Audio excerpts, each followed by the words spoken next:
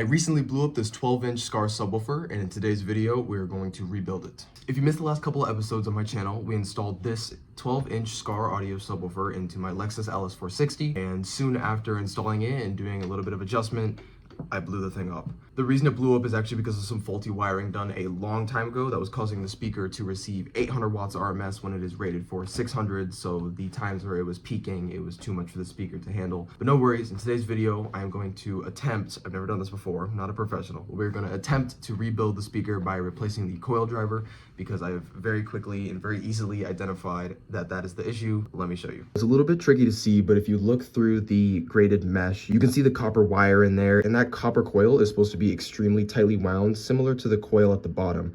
As you can see, the wire at the top completely burnt up, completely ripped itself apart, and if I push down on the cone, it's everywhere. That's the part that we're going to need to replace today. Everything else on the speaker is fully intact. The cone, the dust cover, all the shielding and everything is good, which is why I'm going to attempt to rebuild this sub. Now, I haven't yet received the new coil driver in the mail yet, but that's going to be coming soon. So for now, we're going to start diving into this thing, see if we can at least access the coil driver, get to where we need to be. Then once that part comes in, I will pick the camera back up and we will install it. I don't even know if I'm going to be able to get there today. I've never torn or rebuilt a speaker before, so I'm excited to dive into this because it's something new that I've never done, and car audio interests me. I'm definitely not an audiophile, but it's really cool stuff. So let's get right into it. The first thing we got to do, I believe, is remove this dust cap, the actual black plastic part that says Skar Audio. So let's give that a try.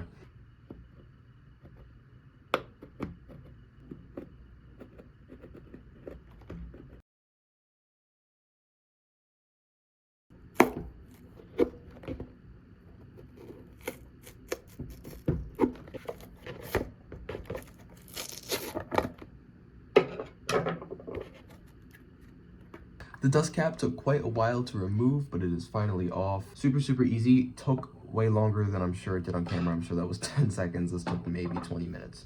I was just being very careful. It's my first time doing this. But the next step to prepare for us putting the cap back on once we get the coil in is to clean up all of this paper that's just kind of flaking off now from it being cut.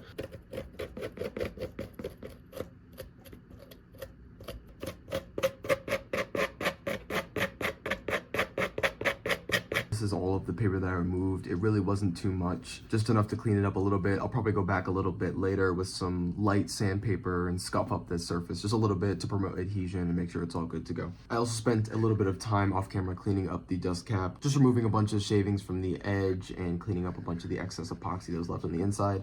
I also will again hit this with sandpaper, just like the cone itself. Plenty of glue. This will be perfect. It is the next day. I set up the camera to film the next part, which is actually removing the coil itself, and I just don't think I clicked record, which I'm so annoyed about. But the coil is out. It was completely destroyed, and I completely destroyed it further by removing it. All I did was use some pliers and rip it out. All you want to do if you're doing something similar or to this exact speaker is there's a little coil. It's metal. It's just a thin sheet that goes around here, and it's epoxy to the cone here, and correct me if I'm wrong, I think this is called like a spider mesh down here, but it's all this same little contact patch. So all I did is I basically grabbed some pliers and I twisted, and it would rip the metal sheet out from the middle. Very destructive. Definitely the wrong way of doing it, so maybe it's even better I didn't do it on camera. But the one thing you do want to make sure that you're doing is finding the leads that come off of the spider mesh below. And those 4 leads go to your positive and negative leads on each side through the little silver wire loops you can see under there. So when you're ripping out this coil, I don't think it's necessarily super important how you do it, as long as you don't damage the cone or anything in the area and you make sure you clean up all the dust and whatnot.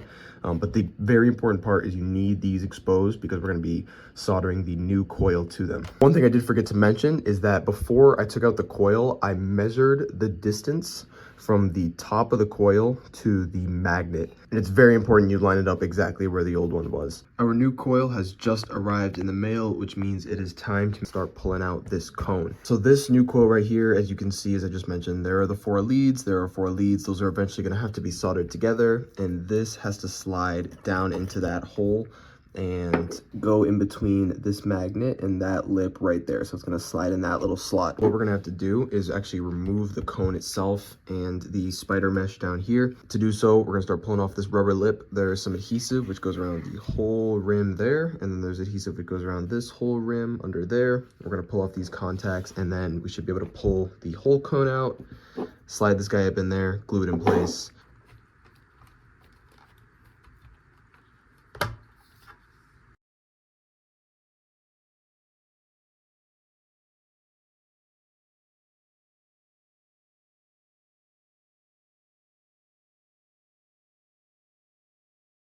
So after a little bit of working with the screwdriver and actually a candle, which worked amazingly, we were able to get the cone off of this outer lip here. The only spot where anything tore up a little bit was right here. All I'm gonna do is just jam some extra epoxy on this side when I fold it back down and glue it on.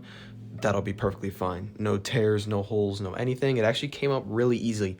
I'm sure a heat gun would work great, but I actually would probably recommend this because the candle doesn't move. So while you're prying at it using two hands with a screwdriver, you can just have the candle sitting right under, as you saw in my video. And that actually worked great for loosening up this adhesive, and prying it off only took me 5-10 minutes. So the next step, which I think is going to be a little bit harder, is doing the same thing for this lip down in here, because this red spider mesh and this black cone right here are the same part glued about this joint right here, and that's where we need to get our cone under. So I think I'm going to just try to do the same thing. I might elevate the speaker so I can get the candle under here. As you can see, it's kind of a tall candle, and heat up this edge, start prying at it, and see if we can get this thing off.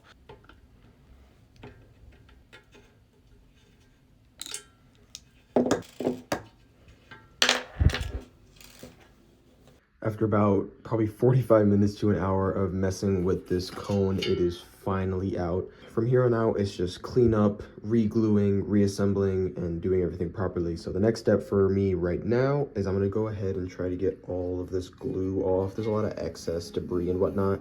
And when we go to re-epoxy on the cone, we wanna have as clean of a surface as possible.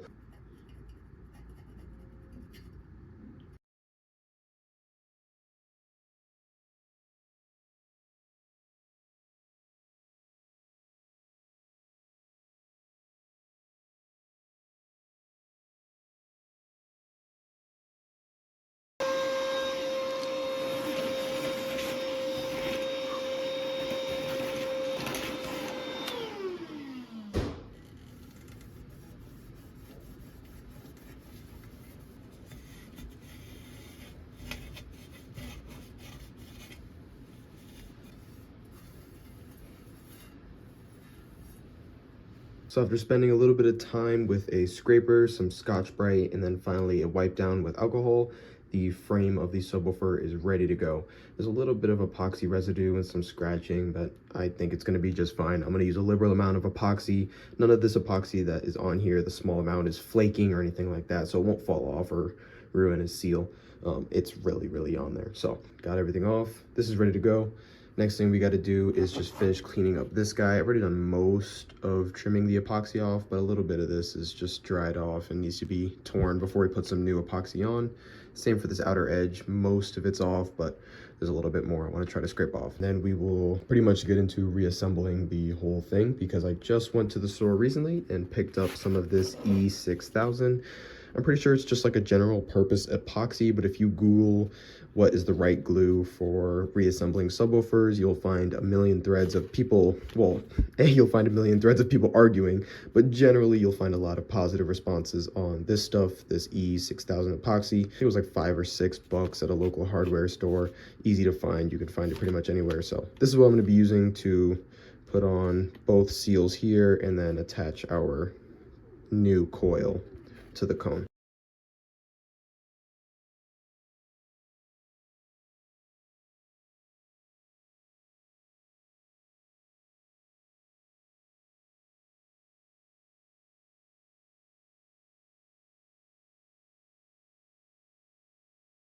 So the frame and the cone are finally done being all cleaned up. All the epoxy's off, everything is clean, ready to go. It needs one more wipe down before final assembly.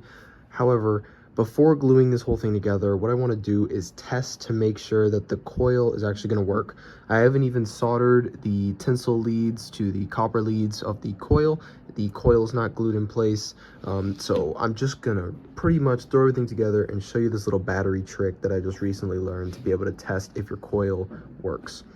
So what I did is, before actually soldering this together, just to make sure that it works, I've got these two copper leads just touching up against the tinsel leads, and I'll show you what you can do with a AA battery to make sure that it works. So with your cone and coil just sat in place and the copper leads underneath just touching the tinsel leads, you can take a AA battery and actually connect the two leads to each end just to send a little bit of voltage, and you should see the speaker cone move just a tiny bit. And just like that, you can see when I connect the battery, the coil jumps a little bit, which shows that on this side we're working. Let me flip it around and try the other. You can see the subwoofer jumping just a little bit, which shows that at least our coil driver and whole setup is going to work once we glue it all back together. Just a little precaution you want to do just in case the coil was faulty or anything of the sort. You don't want to glue this whole thing back together with super strong epoxy and then have to redo this job all over again. At that point, honestly, I'd probably just give up. So now that we know that everything is fit, everything is ready to go, and I set this coil to the right height. If I didn't mention it before, I just measured from the magnet to the top of this lip, matched it here. I believe it was 2 1/16 inch.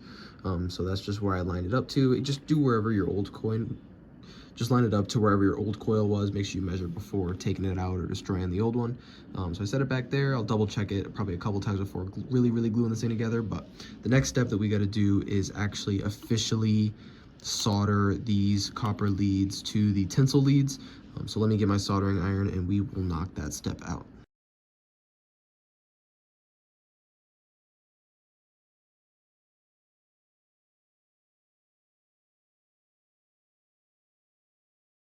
So I got the soldering connections done. They are not pretty, they are not original, but they are going to work just fine. So they actually did not end up working just fine. The first time I tested the subwoofer at the end of the video, the copper wires actually snapped due to the forces from the subwoofer. So what I ended up doing is going back and actually soldering to the closer tinsel leads on the spider mesh, and then absolutely dousing them in epoxy. I've now been running this setup for about 2 weeks, running it at full volume all the time, and I've had zero issues.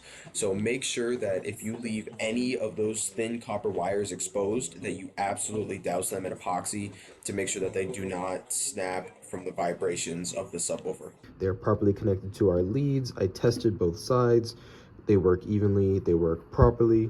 So what we're gonna do is glue the coil to the cone, leave it overnight, then we'll worry about mounting the cone into the cage tomorrow.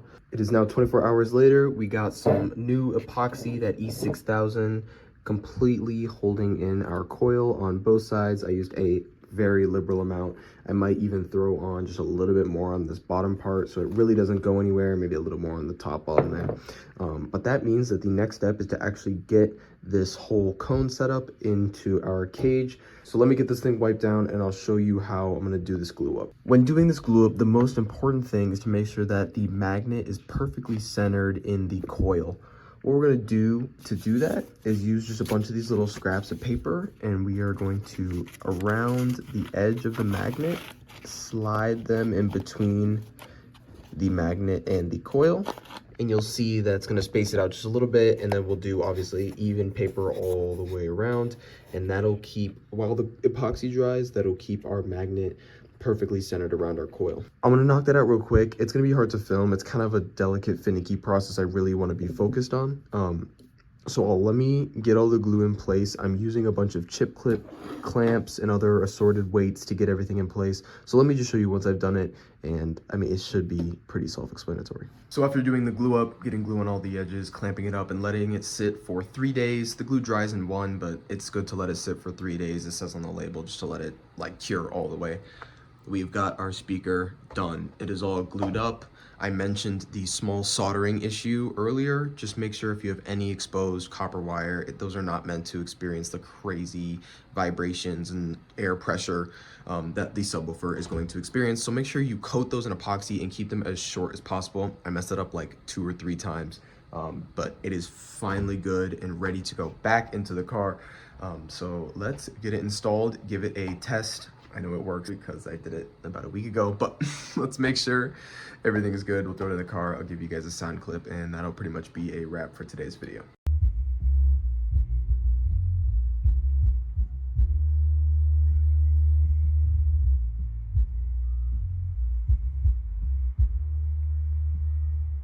Sorry for the subpar quality of that clip. I had no good way of filming it and keeping the audio without using Snapchat, so that's where that clip was from, but it works great.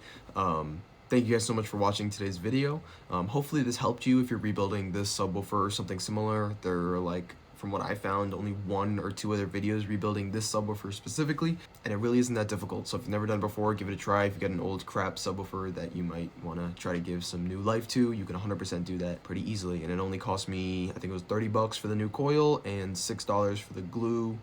And I think that's all I used. A knife, a screwdriver, some clamps, pretty easy stuff. So it didn't take that long, but yeah. Thank you guys so much for watching today's video. Make sure you like, comment, subscribe, and check out some of the other videos on my channel. I'm trying to post more regularly. I'm kind of not, but I've got a lot of stuff going on, so I'm just doing the best I can to get videos out whenever I can. So thank you guys so much for watching today's video for the probably 3rd time now. I will see you in the next one. Take it easy.